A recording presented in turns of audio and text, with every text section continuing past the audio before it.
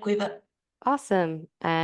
Cool. And just I'll get started. So this is going to be a very brief overview of things to consider when you're going to college. So we'll cover a bit of assistive technology, some of the services available in different institutions, funding and financial information, goals, organization, and balancing your time, as well as important things to consider when choosing where to study.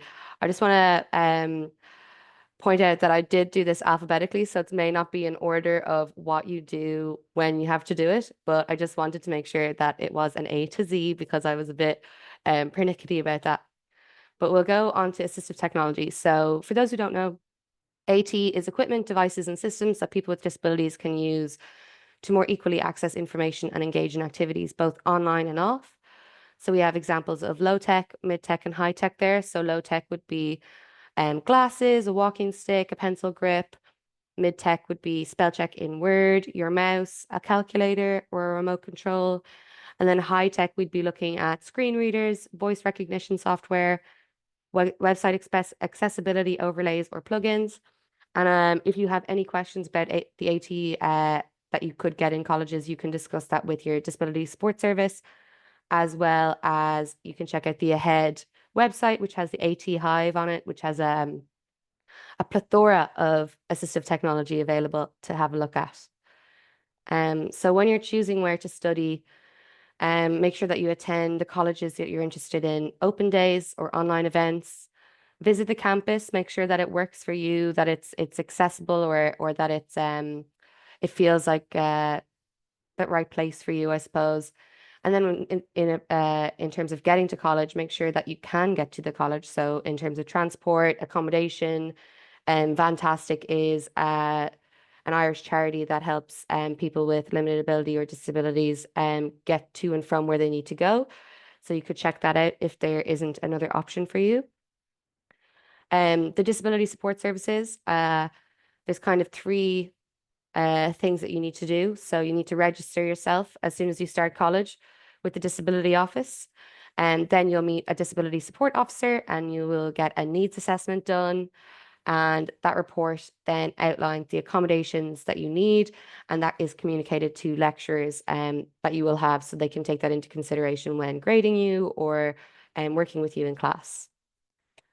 Extracurricular activities are super important. So, getting involved in clubs and societies is a great way to make friends, learn new skills, find new hobbies. You get great experience, and there is positions in different clubs and societies.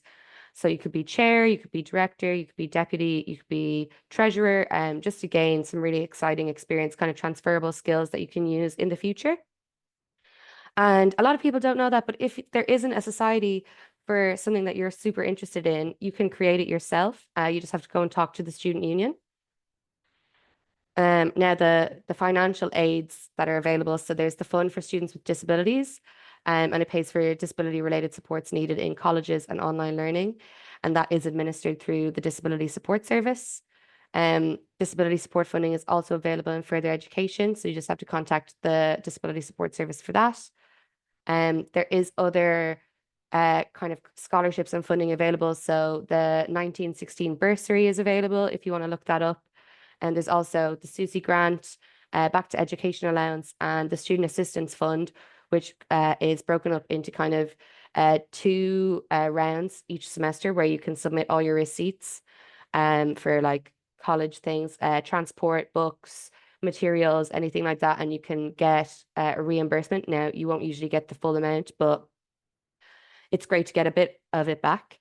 And then there's studentfinance.ie, which I would recommend looking up if anyone is interested in learning more about their financial aids that are available. We'll move on to goal setting. Sorry, I realize this is a bit all over the place, but I just really wanted to have it in alphabetical order. And some ways to make your goal setting more achievable is to meet with the guidance or career officer and to help you set goals and stay on track. Ensure that your goals are reasonable and not too far out of reach because you can shoot for the moon and land in the stars. And also to help you stay motivated by setting smaller goals that build up to your larger goal. So if it's to pass an exam, maybe it's to read a chapter of a book every week or to, make sure that you stay on top of your assignments before your exams come up. and just setting smaller goals to kind of keep you motivated and determined to reach that larger goal. And then we move on to health and well-being. So usually institutions have a discounted rate to visit the college doctor, and often there's free counselling services available on campuses. The student union are also trained to support students with most issues they may face while studying. And institution websites always have a student webpage where you can access different types of support. So whether that is academic support, personal support, yeah, there's always a student page that you can access and look up, which will have all the resources you need. So knowing your campus is super important when you're on campus. Usually there's an orientation, and with orientation, there's usually a students with disabilities orientation, which would be maybe a bit quieter and less students around to not get as overwhelmed. So during orientation, the institution will usually give a guided tour of the campus.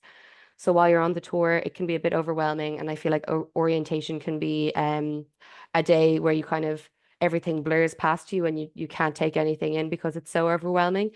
But if you can, make sure to take note of where student services are, different support offices, and even the student union where they're located on campus, because it'll make things so much easier when you're looking for things or you're confused about something, you know where to go, where you can ask a question. And it's also important, if you can, to note where quiet rooms, accessible bathrooms, and student-centered spaces are, not only for yourself, but for others. So when you make all your new college friends, you can point out those things and make sure that they're aware of where those things are as well. Library resources. If there's one thing I want you to take into account is to take the library tour. So many people never take their library tour when they start college. It's a huge benefit, and you get to meet the librarians, and they can then help you navigate the library and find resources you need. There's usually academic skills support programs as well, run by the library. So they're programs designed to help you make the most of your learning. You can borrow books and other resources. So not all libraries are just books. Usually college libraries have DVDs, newspapers, magazines, and archives, as well as academic journals. And they're great resources for projects and papers. Um, if you're using the university library for specific resources, check in advance that they're available. You can do that usually on the website, the library website. And sometimes you may have to reserve a table or a computer in it, depending how large your library is in whatever institution you're attending. And so make sure that you can check that ahead of time.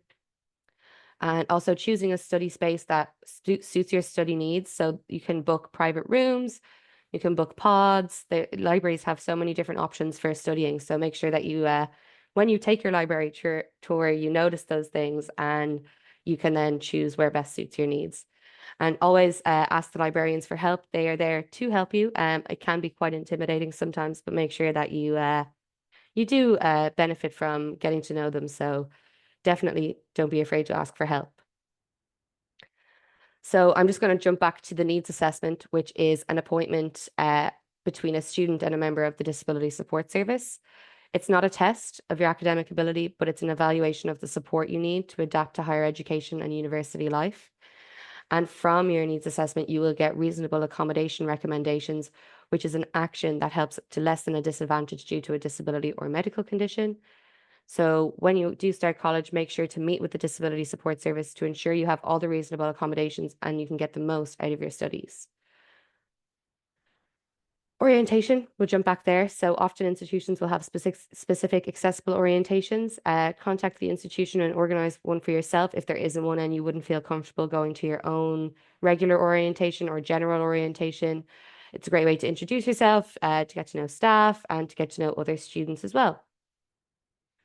We'll do a bit of planning and time management. Now, this is very brief and it's always easier said than done.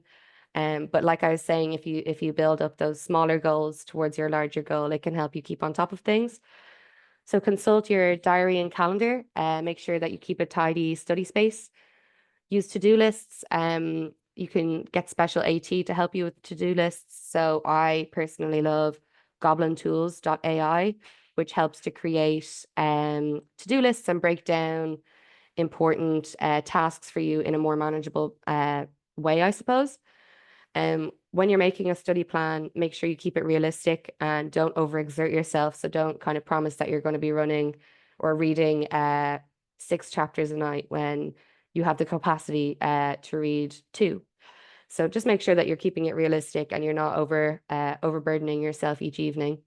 Prioritize good note taking. Another great assistive technology that I use specifically for when I'm studying is Glean. So Glean AI is a software that records and transcribes notes for you. It's really, really helpful. And you can kind of highlight when points of information and you can kind of break it up into headings and subheadings as well. It's really, really helpful. And I suppose finally, just develop a system for organizing class material and reading, a folder, very basic, but you could, have a folder on your laptop with everything in it or a physical folder, just the basics to kind of keep everything in one place and neat and organized. Um, I'll go over a bit of research skills because I feel like I didn't actually understand what researching was when I started college, and I'm still in college 8 years later. So I'm doing my master's at the moment. So I'm doing a lot of research as it is at the moment. So research skills are the ability to search for, locate, extract, organize, and evaluate present information that is relevant to the topic that you're studying. Academic research is a specific type of research. So it's a process of detailed methodological investigation into an area of study. It involves intensive search, investigation, and critical analysis, usually in response to a research question or hypothesis, which usually involves a lot of reading. And I didn't understand how much reading it involved at master's level, and if I suppose I'm a bit shocked, but it does involve a lot of reading, so you don't get scared about that in the future. But institutions often have study skills workshops at the beginning of term and often towards exam season. Um, so I would definitely get in touch with the Disability Support Service to see when that's happening in your institution or your college because they're so beneficial and that you might learn something that uh, was right in front of you and you never even considered it when studying. I know a lot of people will have it to work while studying. So if you are working while studying, make sure to give yourself enough time to decompress. It can be very overwhelming when you're studying and working at the same time. So don't overextend yourself. And if it's possible in your work, make sure you book off time during busy periods. So time to study, book the week off before your exam, or book the reading week off so you actually get a rest and you get to the reading. Just things like that, just to make sure that you're, I suppose, making it as easy for yourself as possible. And then some extra supports. So these are supports that AHEAD themselves provide. That's a QR code that brings you to the student page on AHEAD's website, where there's loads and loads of information. And just to point out, these slides are available on the website to download, and they will be available on the website for the rest of time. And I suppose I'll go into the AHEAD and USI Students with Disabilities Advisory Group, which is a group of students that apply to be in the advisory group, working to promote accessible and inclusive learning environments. And they also help to develop and organize the Power of Disability conference that we run every year, which is specifically designed by students for students, and it's usually held in February. We also have the Get Ahead program, where you can upskill through training events, information, and there's also resources including work placement, interview prep, writing your CV, job seeking, your legal entitlements, grants available, and also disclosing to college or the workplace. And then we're almost there, guys. We're on Y. So we're at Your Rights, which is the student union. A student union is an organization dedicated to ensuring fairness, opportunities, and a voice for the whole student community within an institution. Students become a member once they are registered as a student, and every year students vote to elect a new team of full-time and part-time officers onto their student union. And it is a democratic, member-led organization. So students choose who their class reps are, who deal with the local level issues, so like class issues, and then they would communicate that to the student union, which then would steer student union policy at union council, which is the highest decision-making body within the student union. And then you can go even further and go up to national council, which is the Union of Students in Ireland. I suppose I'm a bit passionate about this because I was in the student union, so I'm all about getting involved, and I think it's super, super important. And it also makes your lived experience in college so much more enjoyable because you know where to go, you know what's available, and you know who to ask. And finally, Z for sleep. So make sure that you get enough sleep. It's so important. I can't stress it enough. You can't perform to the best of your ability without being well rested and avoid burnout. Make sure you give yourself downtime to decompress and recuperate. So that would be by booking things off work, booking time off work, and that's it. So thank you. If there's any questions, let me know. I suppose I'll stop sharing. But you can email me at that email address, which is quiva.cronin@ahead.ie if you would like.